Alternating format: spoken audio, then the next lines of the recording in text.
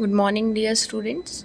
I am Anjali Trivedi and I am here to present my topic, and my subject name is Pharmaceutical Inorganic Chemistry. Okay.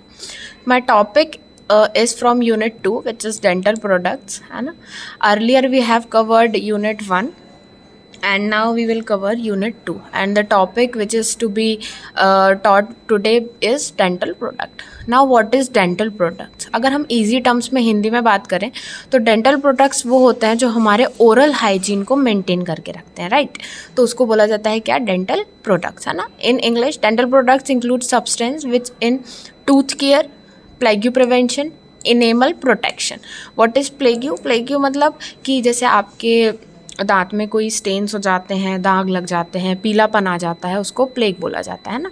तो plague prevention के लिए, या enable मतलब आपकी जो outer most layer होती है उसके प्रोटेक्शन के लिए जो भी प्रोडक्ट्स यूज़ किए जाते हैं, जैसे टूथ केयर यानी कि आपके टूथ ब्रशेज़ हो गए, माउथ वॉशेज़ हो गए, है ना, ये सब काय में आते हैं? डेंटल प्रोडक्ट्स में आते हैं ना.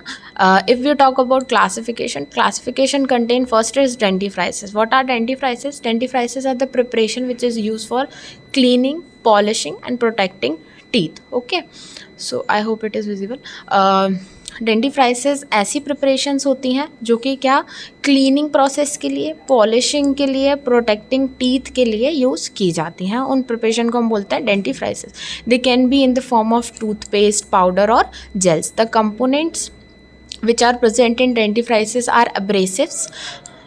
Abrasives contain calcium carbonate, aluminium hydroxide. ये ऐसे components होते हैं which remove plaque. मैंने earlier बताया था what is plaque मतलब कि जो आपके दांतों में stains वगैरह लग जाता है या आपके दांतों में प्रॉब्लम हो जाती है ना, तो उसको बोला जाता है स्टेन्स. तो जो एब्रेसिव्स होते हैं जनरली उनका काम क्या होता है कि वो प्लेक को रिमूव करते हैं या स्टेन्स को क्या करते हैं? रिमूव करने का काम वो करते हैं, राइट? तो उसको बोला जाता है क्या? एब्रेसिव्स. एब्रेसिव ये जो हैं ये इंग्रेडिएंट्स हैं जो आपके डेंटिफ्राइसिस में क्या होते हैं? प्रेजेंट होते हैं. डेंटिफ्राइसिस मतलब जैसे आपके टूथपेस्ट हो गया, माउथ वॉश हो गया, जनरली जो ओरल हाइजीन के लिए जो चीज़ें यूज़ की जाती है ना, तो टूथ केयर के लिए वो होते हैं डेंटिफ्राइसिस, राइट? अब सेकेंड हम देखें फ्लोराइड सॉल्ट्स. फ्लोराइड सॉल्ट्स मतलब सबसे पहले तो फ्लोराइड बहुत ज़्यादा इंपॉर्टेंट है हमारे टीथ डेवलपमेंट के लिए. फ्लोराइड एक ऐसा टर्म है जो बहुत ज़्यादा यूज़ किया जाता है डेंटल प्रोडक्ट्स में. फ्लोराइड का अगर हम रोल देखें तो fluoride is very important in dental products. जैसे कि अगर आप फ्लोराइड को देखोगे तो फ्लोराइड आपके स्ट्रॉन्ग, आपके टीथ को स्ट्रॉन्ग करने के लिए, प्रिवेंशन के लिए, कैविटीज़ से बचाने के लिए फ्लोराइड जो है वो बहुत ज़्यादा यूज़ किया जाता है. फ्लोराइड्स में हम जो केमिकल्स ले सकते हैं वो होते हैं सोडियम फ्लोराइड, स्टेनस फ्लोराइड. ये क्या करते हैं? डेंटल केरीज मतलब कैविटीज़, उसको प्रिपेयर करने का काम करते हैं. Next is humectant, binders and flavouring agents. Humectant मतलब जो कि आपके मॉइस्चर को और आपके पेस्ट वगैरह को ड्राई होने से क्या करता है? बचाता है. वो होता है ह्यूमेक्टेंट्स.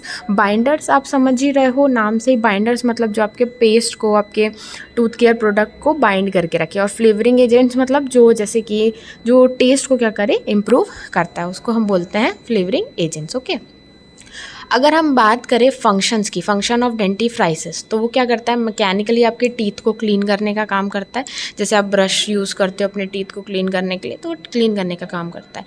इनेमल को पॉलिश करता है, यानी उसको प्रॉपर तरीके से क्या करता है? क्लीन करने का, और उसको ईजी टर्म्स में अगर हम बात करें तो चमकाने का काम करता है. Deliver fluoride for anticarious effect, reduce oral bacterial load. Bacteria के लोड को भी क्या करता है?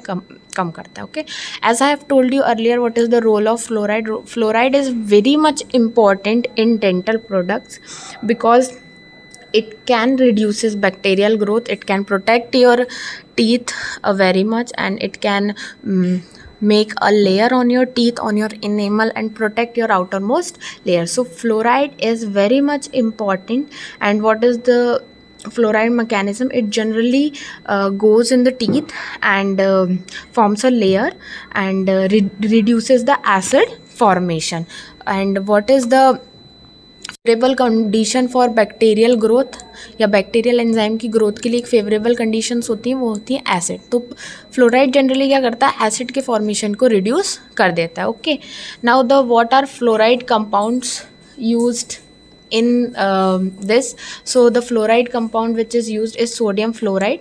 सोडियम फ्लोराइड की अगर हम बात करें तो वो टूथपेस्ट, माउथ वॉश, वाटर, इन सब में क्या करता है, प्रेजेंट होता है ना. एंड इसका मैकेनिज्म अगर हम देखें तो स्ट्रेंथ के लिए, केरीज के लिए, केरीज मतलब कैविटीज़ को प्रोटेक्ट करने के लिए जो यूज़ किया जाता है, वो हमारा सोडियम फ्लोराइड जो है वो उसमें प्रेजेंट होता है. Okay.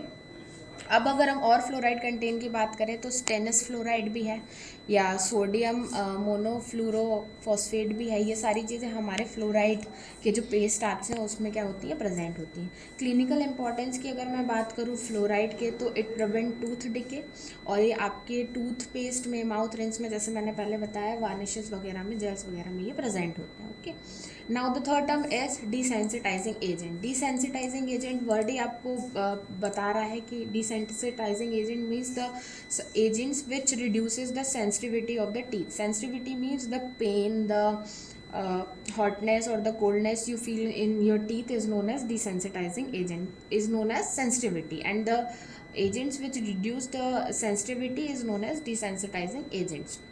So the purpose of desensitizing agent is to reduce the tooth sensitivity caused by the exposed dentine tubules. What are dentine tubules? These are small holes present on the dentine, and these are the tubules which is used to pass the nutrients and the oxygen in the teeth.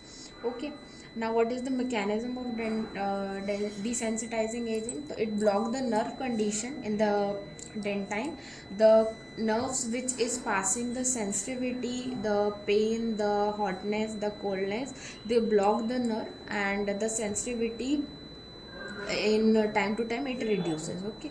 What are the examples of desensitizing agent? The chemicals which is used in the product for desensitization is potassium nitrate, which reduces excitability. Excitability मतलब आपकी nerve जो है वो excited mode में चली जाती है, और वो क्या करती है, बहुत ज़्यादा पेन को या आपके कोल्डनेस को क्या करती है, कैच करना चालू कर देती है, जिसके कारण आपको सेंसिटिविटी फील होने लगती है. तो पोटेशियम नाइट्रेट हो गया, स्ट्रोंशियम क्लोराइड हो गया, स्टेनस फ्लोराइड हो गया, इनके formulae are also written here. So ये जो केमिकल्स हैं ये जनरली यूज़ किए जाते हैं for the desensitising agents. Now fourth term is calcium carbonate. Calcium carbonate is CaCO3. Calcium carbonate को हम जनरली अगर टर्म्स में बात करें तो इसको चूना भी बोला जाता है ना. और as we know that calcium is very much important for your teeth, for your bone, for the development of your teeth and for the development of your bone. Now it is use in the dentistry. Primarily abrasive के तौर पे use किए जाते थे. अब्रेसिव्स मैंने बताया था जो आपके डेंटल प्लेक को कम करने के लिए, आपके कोरोजन को, आपके स्टेन्स को कम करने के लिए यूज़ किए जाते हैं, उनको अब्रेसिव्स बोला जाता है. तो कैल्शियम कार्बोनेट जो है वो अब्रेसिव्स के तौर पे यूज़ किए जाते हैं पेस्ट में. ये माइल्ड पॉलिशिंग, जो आपका इनेमल है, इनेमल मतलब आपकी आउटर मोस्ट लेयर है, उसकी पॉलिशिंग के लिए भी यूज़ किया जाता है. एंटाएसिड है. एंटाएसिड मतलब जैसे मैंने पहले बताया था, बैक्टीरियल ग्रोथ के लिए जो फेवरेबल इन्वायरमेंट होता है वो होता है एसिडिक कंडीशन. तो एंटाएसिड्स क्या होते हैं, जो एसिड की कंडीशन को कम कर दे उसको बोला जाता है एंटाएसिड. जो तो आपका कैल्शियम कार्बोनेट जो है, कैल्शियम कार्बोनेट आपका एक तरीके का एंटाएसिड है, माइल्ड एंटाएसिड है लेकिन है ना. इसकी प्रॉपर्टीज़ क्या होती है, this is white in colour, this is odourless and insoluble in water, generally non toxic होता है एंड केमिकली स्टेबल होता है. Okay.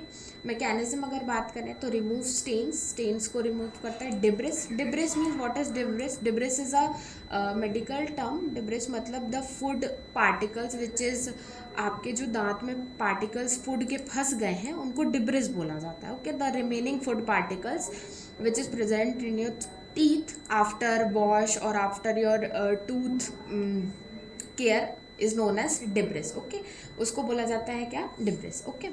now what is sodium fluoride. sodium fluoride अगला टर्म है, अगला कंपोनेंट है. सोडियम फ्लोराइड ये वाइट क्रिस्टलाइन पाउडर होता है, सॉल्युबल इन वाटर होता है. फ्लोराइड आयंस को, जैसे मैंने बताया था, फ्लोराइड बहुत ज़्यादा इंपॉर्टेंट है, तो ये एक सोर्स ऑफ फ्लोराइड हो गया है ना. डेंटल यूज़ में अगर हम बात करें तो केरीज को प्रिवेंट करता है. केरीज मतलब आपकी जो कैविटीज़ होती है उसको प्रिवेंट करता है. फ्लोराइड के माउथ रिंस आते हैं. माउथ रिंस मतलब माउथ वॉशेस जो होते हैं वो आते हैं, है ना. तो डेंटल यूज़ के लिए अगर हम बात करें तो आपके जो फ्लोराइड के जनरली जो माउथ वॉशेस वगैरह आते हैं उसमें फ्लोराइड का ज़्यादा यूज़ किया जाता है। और फ्लोरिडेटेड वाटर्स जो होते हैं, जैसे फ्लोरिडेटेड यहाँ पे लिखा हुआ है water fluoridation programme. What is water fluoridation programme? So water fluoridation programme is कि जो आपके पार्लियामेंट होती है, जो सॉरी पार्लियामेंट नहीं, बीएमसी वगैरह जो होती हैं, आपकी म्यूनसिपल कॉरपोरेशंस वगैरह जो होती हैं, they the corporations generally mix the fluorine into the water for the good effect और गुड हेल्थ ऑफ टीथ। तो क्या ऊपर से फ्लोरीन को आपके वाटर में मिलाया जाता है। तो वाटर फ्लोरिडेशन प्रोग्राम्स मतलब कि फ्लोरीन का जनरली ऊपर से कुछ अमाउंट आपके पानी में, आपके ड्रिंकिंग वाटर में मिक्स करना, जो जैसे जिनके यहाँ म्यूनसिपल कॉरपोरेशन से पानी आता है उसमें मिक्स करना, ताकि आपके जो टीथ हैं वो जनरली स्ट्रॉन्ग रहें, नेचुरली स्ट्रॉन्ग रहें। Okay, now next is zinc eugenol cement. अब सीमेंट से ही बात अगर हम करें तो सीमेंट मतलब क्या? सीमेंट मतलब जो आपके बेस की तरह वर्क करे, राइट, और जो आपके टीथ को स्ट्रॉन्ग बनाए, उसको पकड़ के रखे, उसको बोला जाता है सीमेंट। तो टर्म से ही हमें समझ में आ रहा है जिंक यूजेनॉल सीमेंट मतलब ये फिलर्स के तौर पे यूज़ किया जाता है, या फिर आपके जो भी दांत है उसको होल्ड करने के लिए। अगर जैसे मान लो आपका ऐसा कोई दांत है जो टूट गया है, राइट, और वहाँ पे बहुत ज़्यादा स्पेस प्रेजेंट हो गई है, आपको बहुत ज़्यादा प्रॉब्लम हो गई है, तो जिंक यूजेनॉल सीमेंट हम फिलर्स के तौर पे या सीमेंट के तौर पे हम यूज़ कर सकते हैं, राइट। कंपोजिशन की अगर हम बात करें तो जिंक यूजेनॉल सीमेंट में जिंक ऑक्साइड पावर होता है, यूजेनॉल लिक्विड होता है। ये जिंक यूजेनॉल का क्या है? कंपोजिशन है। प्रॉपर्टीज़ की अगर हम बात करें तो पेल येलो कलर का पाउडर होता है, वाटर में इंसॉल्युबल होता है जनरली।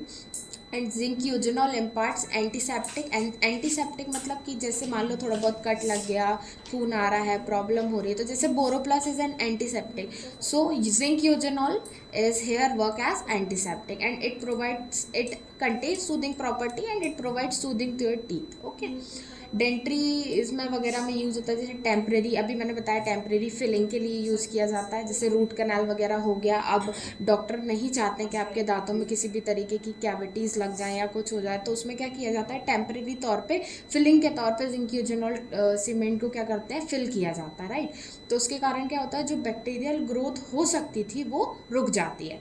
इसको टेम्प्रेरी और परमानेंट फिलिंग के तौर पे भी यूज़ हम कर सकते हैं। ओके, मैकेनिज्म ऑफ एक्शन की अगर मैं बात करूँ तो zinc oxide react with eugenol forms a hard insoluble mass. Eugenol provides a mild analgesic and antiseptic action. Analgesic antiseptic मैं आपको बता चुकी हूँ क्या होता है ना।